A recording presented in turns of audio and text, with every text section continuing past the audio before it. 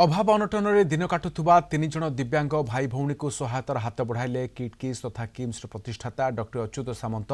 Bhadrak जिलार Dhamnagar block अधीनस्थ नदीगाँवर मिलन दास नामक जड़े दिव्यांग परिवार को सहायता प्रदान कर डॉक्टर अच्युत सामंत।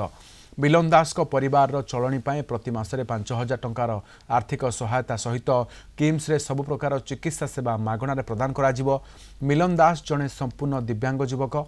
ताको सान भाई चंदन एवं भौणी ममता मध्य आजन्म दिव्यांग। ताको बापा सन्यासी दासंकर 2022 रे देहांत होइथिला।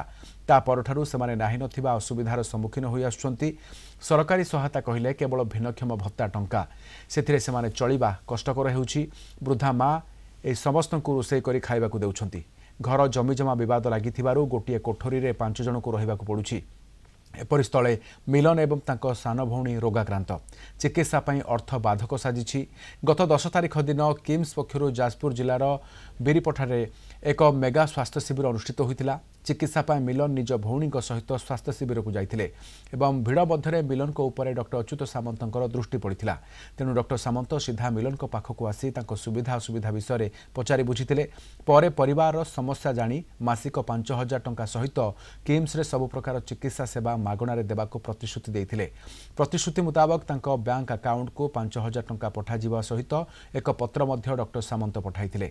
से पत्र को कलिंग टीवी पक्षरु मिलन को घरे पहुंचा जाइछि। टंका पाइबा सहित डॉक्टर अच्युत सामंत चिट्ठी पाई मिलन को परिवार लोके बेस खुशी प्रकट करिसेंती।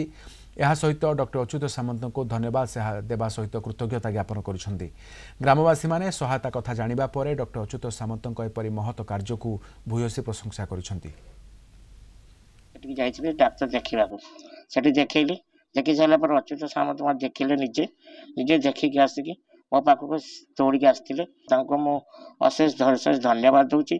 जहाँ प्रतिश्रुति देते से प्रतिश्रुति हिसाब से आज आम घर को स्टाफ निर्देश अनुसार भाई मान जरिया आम घर आसी पहुँची आमको 5,000 टंका अकाउंट माध्यम ट्रांसफर करा तार जो सैंक्शन लेटर आम हाथ को धरा जाइए।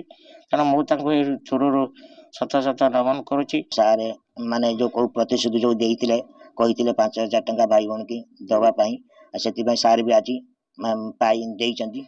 मु बहुत खुशी कृतज्ञता ज्ञापन करी अच्युत सामंत सार को एवं ताकर ये अवदान पाई से निश्चिंत टिके भलरे सामाजिक चलनी चली पारिबे एवं खाइबा पीवा ठुर आरंभ करिके एवं आउ सबुठ बड़ जिनस मध्य से जो किम्स रे 3 जनक पई फ्री चिकित्सा बा मागणा स्वास्थ्य परीक्षा ठार आरंभ करी सब प्रकार मागणा सुविधा मध्य उपलब्ध होईची। डॉक्टर अच्युत सामंत जो आज 5,000 टका देइछन हमको बहुत ग्रामवासी माने बहुत धन्यवाद सार को जणाउछु।